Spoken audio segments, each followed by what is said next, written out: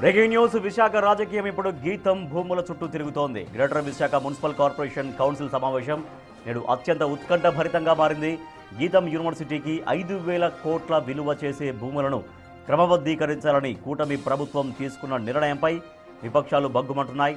సుమారు 5,000 కోట్ల రూపాయల విలువైన ఈ భూములను ఒక ప్రైవేటు సంస్థకు అప్పనంగా కట్టబెడుతున్నారంటూ వైసీపీ వామపక్షాలు రోడ్డెక్కాయి.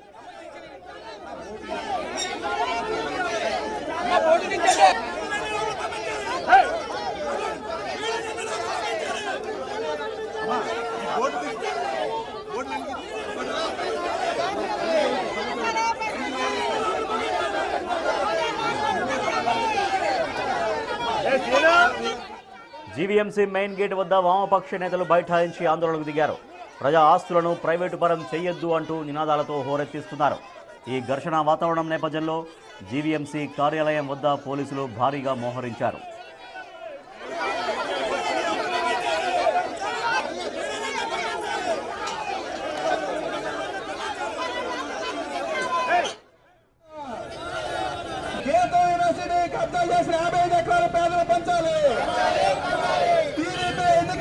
హామీ ప్రకారం పేదలందరికీ 2 సెంట్ల భూమి ఇవ్వాలి. ఎన్నికల ముందు టీడీపీ హామీ ప్రకారం 2 సెంట్ల భూమి ఇవ్వాలి. భూ కబ్జా చేసి ఎంపీ భరతనాడు చేయాలి. ఏపీలో విశాఖ రాజకీయం ఇప్పుడు గీతం భూముల చుట్టూ తిరుగుతోంది. Greater Visakha municipal corporation council సమావేశం నేడు అత్యంత ఉత్కంఠభరితంగా మారింది. గీతం యూనివర్సిటీకి 5,000 కోట్ల రూపాయల విలువ చేసే భూములను క్రమబద్ధీకరించాలని కూటమి ప్రభుత్వం తీసుకున్న నిర్ణయంపైన విపక్షాలు భగ్గుమంటున్నాయి. సుమారు 5,000 కోట్ల విలువైన ఈ భూముల్ని ఒక ప్రైవేటు సంస్థకి అప్పనంగా కట్టబెడుతున్నారంటూ వైసీపీ అలాగే వామపక్షాలు ఇక్కడ ఆఫీసు కార్యాలయం గేటు ముందు ఆందోళన నిర్వహిస్తున్నాయి. మా ప్రతినిధి రాజు మరింత సమాచారం అందిస్తారు విశాఖపట్నం నుంచి. రాజు, జీవీఎంసీ కార్యాలయం దగ్గర ఆందోళన కొనసాగిస్తున్నారు.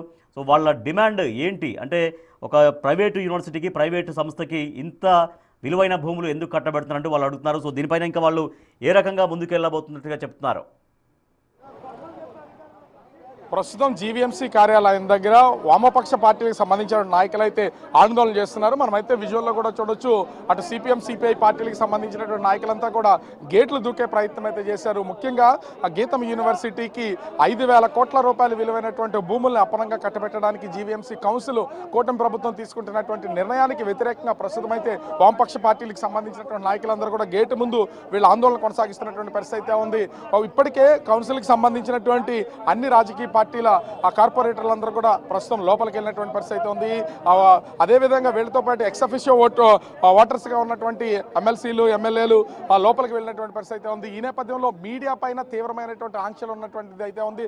లోపలికి మీడియాను అనుమతించినటువంటి పక్షంలో ఇప్పటివరకు ఆందోళన చేస్తున్నటువంటి కమ్యూనిస్ట్ పార్టీలు ఒక్కసారిగా గేట్లు దూకి లోపలికి వెళ్ళే ప్రయత్నం అయితే చేశారు. మీడియాను అనుమతించాలంటూ ఆందోళన అయితే కొనసాగిస్తున్నటువంటి పరిస్థితి అయితే కనిపిస్తుంది. ముఖ్యంగా ఇప్పటికే అంటే దాదాపుగా ఎన్నో సంవత్సరాల నుంచి గీతం యూనివర్సిటీ ఆధీనంలోనే ఉన్నటువంటి భూముల్ని వెనక్కి తీసుకోవాల్సింది పోయి ఇప్పుడు క్రమబద్ధీకరణ చేయడానికి అయితే చూస్తున్నటువంటి పరిస్థితి అయితే ఉంది. దాదాపుగా 55 ఎకరాలని గీతం యూనివర్సిటీకి క్రమబద్ధీకరణ చేయడానికి కూటమి ప్రభుత్వం రంగం సిద్ధం చేసినటువంటి నేపథ్యంలో దీన్ని అడ్డుకుని తీరుతామని వామపక్ష పార్టీలు అయితే ఆందోళన కొనసాగిస్తున్నటువంటిది అయితే మనమైతే చూడొచ్చు. ముఖ్యంగా చూస్తే ఇక్కడ జరుగుతున్నటువంటి దానికి సంబంధించి కూడా వామపక్ష పార్టీలన్నీ కూడా ప్రస్తుతం అయితే కంటిన్యూ చేస్తున్నటువంటిది అయితే ఉంది. ఒకటి గేట్లు దూకి వెళ్తున్నారు, అసలు లోపలికి ఎవరిని ఎలా చేయట్లేదు, ఏంటి అసలు పొజిషన్ ఏంటి?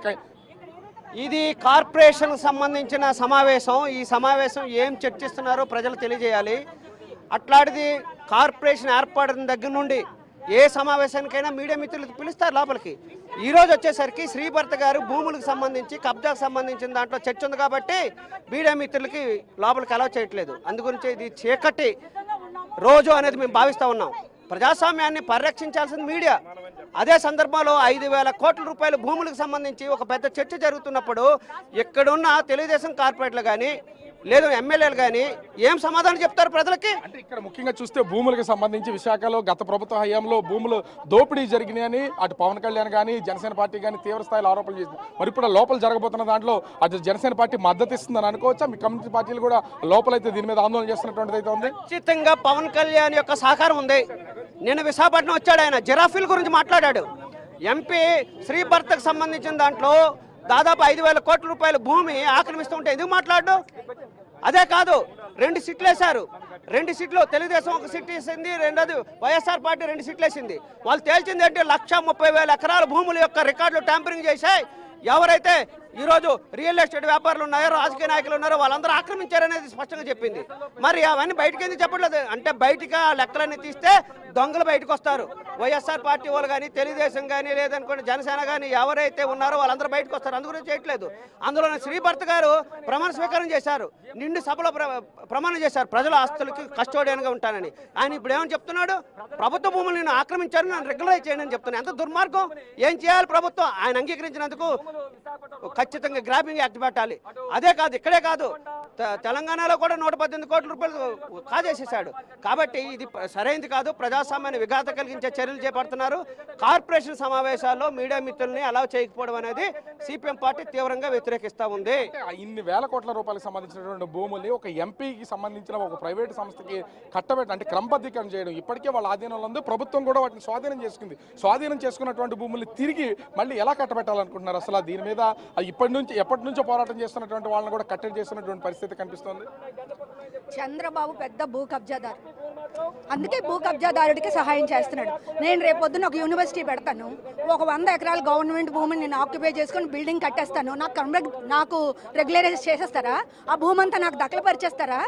అంటే ఆంధ్ర రాష్ట్రంలో చంద్రబాబు నాయుడు ఏం చెప్పదలుచుకున్నారు అంటే, మీరు అందరూ భూ కబ్జాలు చేయండి, నా దగ్గరకు వచ్చి కాగితాలు ఎట్టుకోండి, నేను రెగ్యులరైజ్ చేసేస్తాను, నా వియ్యంకుడు అల్లుడికే కాదు ఊరందరికీ నేను చేస్తాను, నాకు డబ్బులు ఇవ్వండి.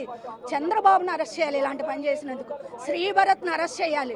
అలాగే ముక్కుపిండి 5,000 కోట్ల రూపాయలు ఆంధ్ర రాష్ట్ర ఖజానాకి కట్టించాలి. లేదు అనుకుంటే చంద్రబాబు నాయుడిని, ఏదైతే చంద్రబాబు నాయుడు మీద నమ్మకం ఉందో, దావోస్ వెళ్తాడు, అలా ఐటీ కంపెనీ తెస్తాడు, లేకపోతే కంప్యూటర్ ఉద్యోగాలు ఇస్తాడు, ఇవేవైతే చంద్రబాబు నాయుడు గారు ఉపాధి అభివృద్ధి అన్నారో ఇంకా ఆంధ్ర రాష్ట్ర ప్రజలు నమ్మే పరిస్థితి లేదు. ప్రస్తుతం అయితే కమ్యూనిస్ట్ పార్టీకి సంబంధించినటువంటి నాయకులు అయితే తమ ఆందోళన కొనసాగిస్తున్నటువంటిది అయితే ఉంది. అటు సిపిఎం సిపిఐ పార్టీలకు సంబంధించినటువంటి నాయకులు ప్రస్తుతం గేట్లు దూకే ప్రయత్నం చేసినటువంటి నేపథ్యంలో పోలీసులు వాళ్ళని అడ్డుకుని నిలుపుదల చేసినటువంటి పరిస్థితి అయితే ఉంది. ప్రస్తుతం లోపల కౌన్సిల్ జరుగుతుంది. కౌన్సిల్కి సంబంధించి కూడా అటు వైసీపీ అదేవిధంగా కమ్యూనిస్ట్ పార్టీలకు సంబంధించినటువంటి కార్పొరేటర్లు తీవ్ర స్థాయిలో వాగ్వివాదం అయితే జరుగుతున్నటువంటి పరిస్థితి అయితే ఉంది. ముందు కౌన్సిల్ కంటిన్యూ అవ్వాలంటే కౌన్సిల్లో 15వ అజెండాగా పెట్టినటువంటి ఈ గీతం భూములను క్రమబద్ధీకరణ చేసే అంశాన్ని ముందు ఎజెండాలో నుంచి తొలగించాలి. ఎజెండాలో నుంచి తొలగించే వరకు కూడా తమ ఆందోళన ఆపే ప్రసక్తి లేదని వైసీపీ అదేవిధంగా సిపిఎం సిపిఐకి సంబంధించినటువంటి కార్పొరేటర్లు ప్రస్తుతం అయితే లోపల తమ ఆందోళన కొనసాగిస్తున్నటువంటి పరిస్థితి అయితే కనిపిస్తుంది.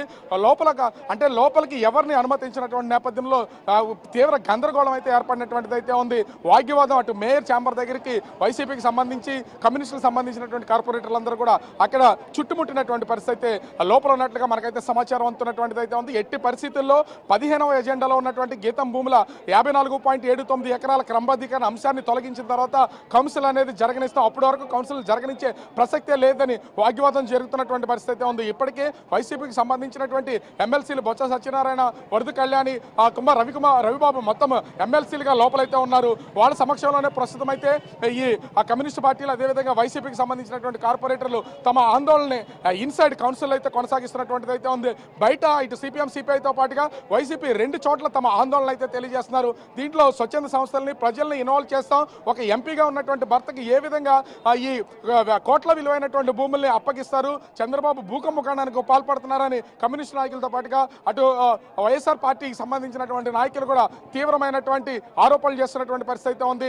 ఇక్కడే పవన్ కళ్యాణ్ ఉన్నారు. ప్రస్తుతం అయితే విశాఖ కలెక్టరేట్లో సమీక్షా సమావేశంలో నిర్వహిస్తున్నటువంటిది అయితే ఉంది. గత 2 రోజుల నుంచి కూడా విశాఖ నగరంలోనే పవన్ కళ్యాణ్ ఉన్నటువంటి నేపథ్యంలో ఈ ఆందోళన తీవ్రతరం అవుతున్నటువంటిది అయితే ఉంది. అయితే ఇక్కడ కీలకంగా మారినటువంటి వైసీపీకి సంబంధించి కానీ కమ్యూనిస్టులు కానీ ఖచ్చితంగా ఈ 15వ ఎజెండాలో ఉన్నటువంటి 15వ అంశాన్ని వ్యతిరేకిస్తారు. కానీ జనసేన పార్టీకి సంబంధించినటువంటి వాళ్ళు గత ప్రభుత్వ హయాంలో విశాఖ భూముల విషయంలో భారీ స్థాయిలో పోరాటం చేసినటువంటి అటు పవన్ కళ్యాణ్ కానీ జనసేన పార్టీ కానీ ఇప్పుడు ఎంపీ భరత్కు సంబంధించినటువంటి యూనివర్సిటీ భూముల విషయంలో ఎలాంటి నిర్ణయం తీసుకుంటుంది, వాళ్ళంతా ఆ కౌన్సిల్కి ఓటేస్తారా లేదా ఏంటనేది ఇక్కడ ఖచ్చితంగా దీని మీద చర్చించే అవకాశం అయితే కనిపిస్తుంది. ప్రస్తుతం అయితే లోపల గందరగోళ వాతావరణంలో కౌన్సిల్ అయితే కొనసాగుతున్నటువంటి పరిస్థితి కనిపిస్తుంది. Rajesh, right, thank you Raju. GVMC greater Visakha municipal corporation సమావేశం అయితే లోపల కొనసాగుతుంది. అయితే గీతం యూనివర్సిటీ భూముల చుట్టూ ఇప్పుడు విశాఖ రాజకీయం తిరుగుతోంది. దాదాపుగా 5,000 కోట్ల రూపాయల విలువైన భూముల్ని గీతం యూనివర్సిటీకి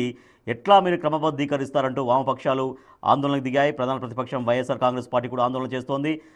ఆల్రెడీ లోపల సమావేశం జరుగుతోంది, కానీ గేటు ముందు కూడా వామపక్ష నాయకులు భారీగా అక్కడ చేరుకున్నారు, తమ ఆందోళన కొనసాగిస్తున్నారు. గేటు దాటి లోపలికి వెళ్ళే ప్రయత్నం కూడా చేస్తున్నారు, కానీ అక్కడ గేట్ క్లోజ్ చేసి పోలీసులు అక్కడ బందోబస్తు నిర్వహిస్తున్నారు. ఎవరిని కూడా లోపలికి వెళ్లకుండా చూస్తున్నారు.